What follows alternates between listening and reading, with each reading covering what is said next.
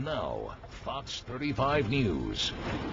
You decide 2010 U.S. candidate Charlie Crist under fire over remarks about President Obama's health care law. Critics say he is switching his stance again. In an interview today, he was asked, quote, health care bill, how would you have voted on that? Crist's response, quote, I would have voted for it, but I think it can be done better. I really do. Then, just a few hours later, Crist released a statement saying he misspoke and he still wants to repeal the plan. It's actually not the first time that he has flip-flopped his opinion on this. So is he for it or against the Obama health care plan?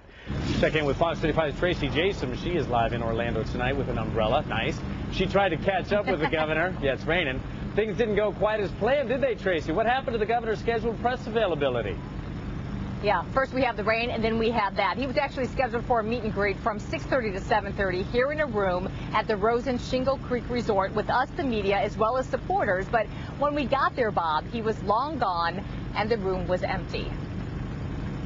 Granted, it was late on a Friday, but you have to wonder if this empty room, a half hour before it was supposed to be, had anything to do with an interview the governor gave earlier today. The governor is known for trying to be on both sides of the issues. And that could be why, in that TV interview, when asked if he would have voted for the health care bill, he said he would have, but he thinks it could be done better. So why just 2 hours later did his camp send out a news release saying the governor and U.S. Senate candidate had misspoken, and he still wants to repeal the health care reform bill?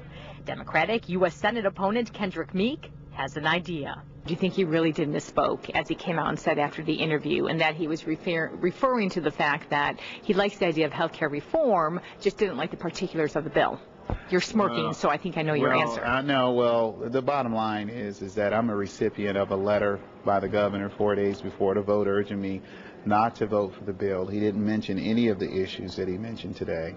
In all fairness, when we went to Meek's meet and greet a few minutes past 7, he was already gone too, but just gone to another part of the building, a cancer fundraiser, and his campaign staff was quick to help us track him down.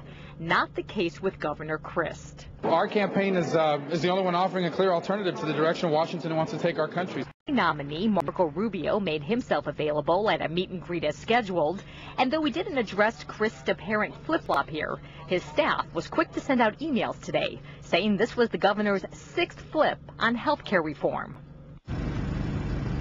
Now, I both texted and called the governor's communications director tonight. Of course, we wanted to hear his response from him, but no one ever called me back tonight. Bob?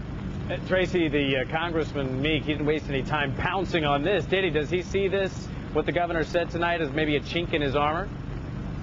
Well, that is the exact question, actually, Bob, that I asked him. And what he said was he believes that right now voters are actually looking for people who will give straight answers. So I guess we'll find out in November. It's really hard to say if voters will see this as straddling the fence or if they will buy the governor's explanation. But we'll find out. Well, all's fair in love and war and I guess politics. All right, Tracy. Thank you. That's for sure, as we've seen.